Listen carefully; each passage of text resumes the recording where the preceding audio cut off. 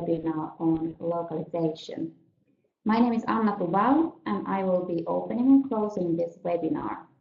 If you have any comments or questions, you can use the chat window, and we will get back to you on those comments and questions latest after the webinar. We will also send you a short feedback form after this presentation, and you can also, of course, write your questions and comments there. But without further ado, Roberto, welcome.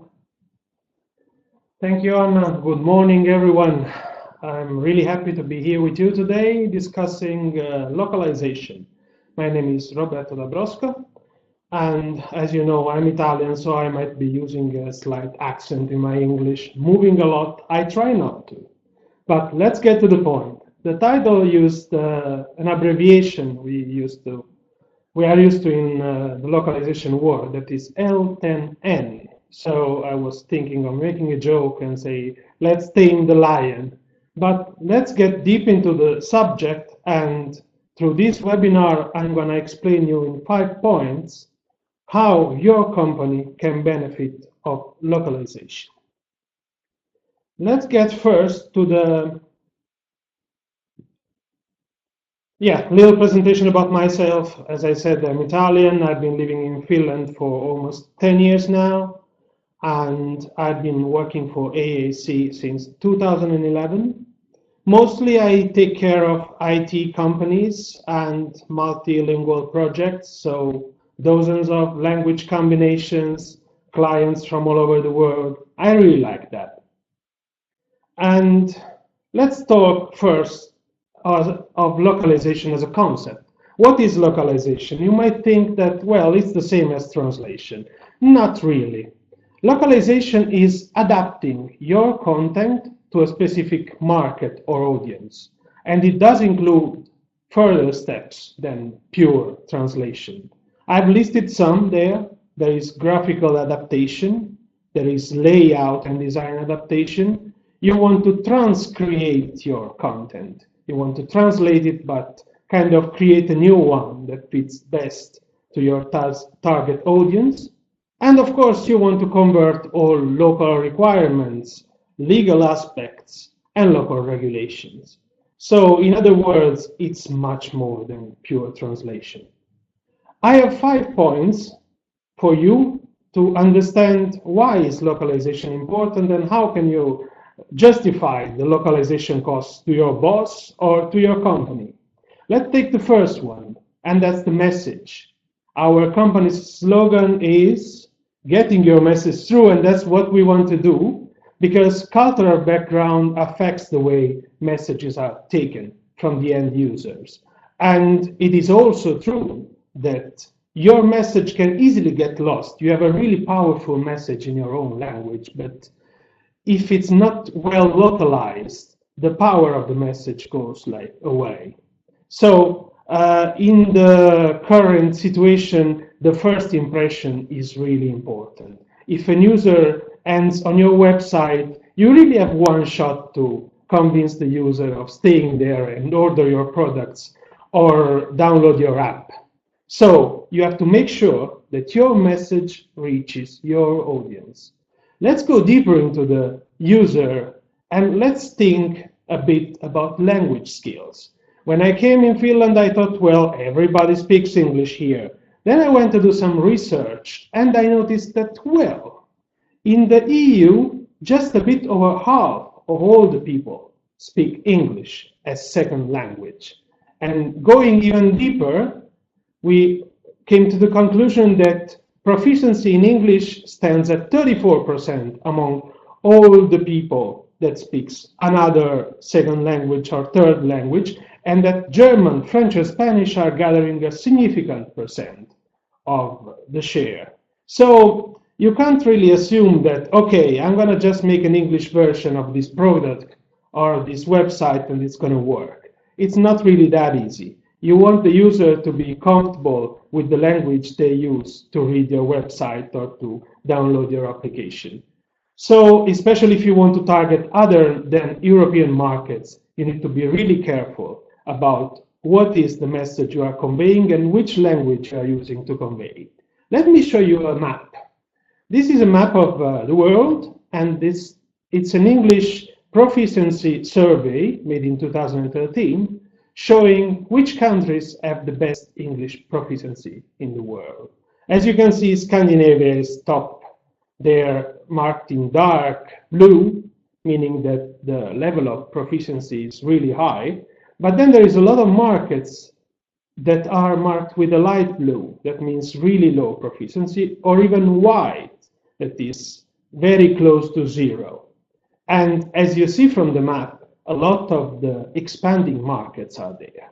So you want to really make use of it, localize your products in those languages to be able to achieve more sales. But language is not the only thing affecting the user when they reach your website or your applications. There is also what I call a user's psychology on localization. When you do buy something online or when you read some text, you want to do it in a comfortable way, and the most comfortable way you have is to read it in your own language. So research also shows that users feel more comfortable dealing with their own language. Let me pick an example for you. That's from my private life, and I want to share it with you. I had to buy a car seat for my baby daughter that turned 1 last January. And of course, what you do first, you just start to browse the internet and check the websites. I found a model I liked and a color I liked. So of course, I go to the shop here in Helsinki and I search for that color, but they say to me that, well, we don't have it, you need to order it, we are not sure. So of course I wanted exactly that color, and I start to search online how to buy it from abroad. I end up in a German website. The website was not localized even in English, and they have that exact color, price is great, I want to buy that thing, but I don't feel comfortable on buying that thing because I just don't recognize the language. I don't know how the return would work. I don't know many things. In my case, I was lucky to have a German friend that helped me. But how about the others? Like me, there's a lot of people doing this exact same thing with car seats, other collectibles. You never know. So you want to be in that part of companies that do localize and do achieve that extra sales through the localization of their websites or products. And of course, if I was comfortable buying from a German website, I would tell it to a friend. And the power of word of mouth in this market is really, really important. Let's go more deep into some facts, some numbers that you can use to justify localization. Nowadays, it is really easy to seize your share of the global market. I am usually referring to the global market as a jungle, where we need to tame the lion. And it is really like that. You need a specific product to target that jungle market. And targeting new markets through websites, it's really easy nowadays. What you want to do is to do a really good website, a localized website, or a localized app to reach that thing. And of course, another data for you. Did you know that online sales has boosted to 1,000% more in 15 years? That's data from US Census Bureau, so it's pretty accurate. And I was surprised of reading that number. Do you want to really be part of that boost? I think so.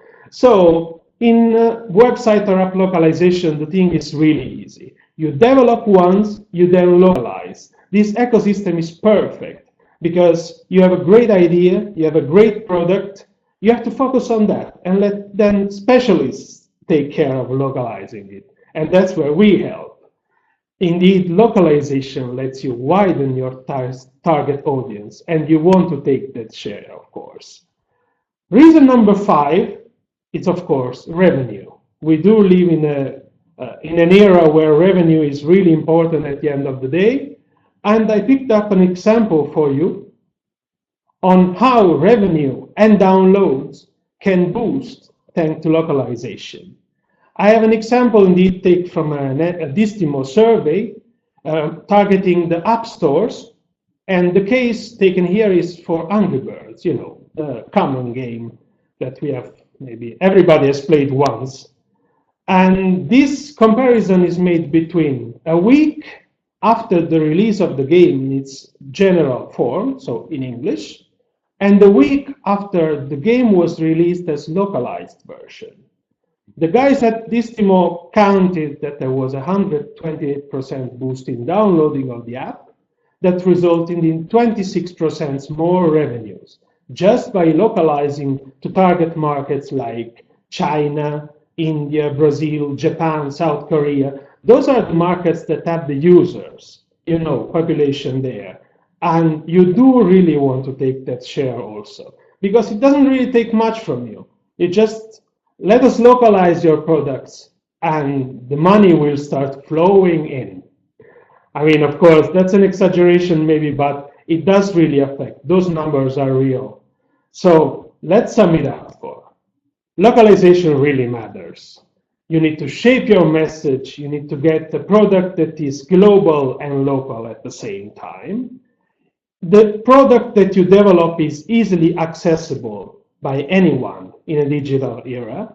You have an opportunity to compete in a wider market, to take a share of revenues that you wouldn't otherwise take if your product was not localized.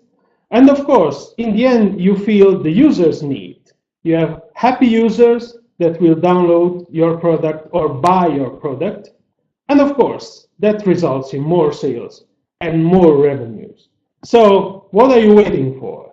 You put your effort in making a great product. Let us take care of localizing it. AAC Global offer you a wide range of services, among others, website or app localization, user guides, interfaces, whatever you might have need for. We do create content for you. If you are not sure about how to shape your content for Chinese market, we have experts there in China that can help. We do testing, we do e-learning solution to help you boost the product sales. And of course, we offer consulting as well. So in this global market jungle, I think it's time for you to take your share and let us take care of the lions for you. So that's all for me today. I really thank you for your time. And of course, if you have any question, please use the chat or the feedback form that Anna will talk about soon, or you can just contact me directly. There are my information and contact information. Anytime you want, make a call, let's have a coffee together. And I wish you all a pleasant day, and hopefully we will see soon with localization needs. Yes, thank you, Anna. Thank you, Roberto. That was really inspiring presentation, and I hope all of you got something out of it and thought that it was useful. I want to thank you all for this spring. If you have attended also other webinars that we have presented to you, and because this was the last for this summer or this spring, and hopefully after the summer we will continue with interesting topics, and I hope to see you online as well then. I want to wish you a good week and also a really nice summer, and hope to see you after the summer in autumn. Thank you.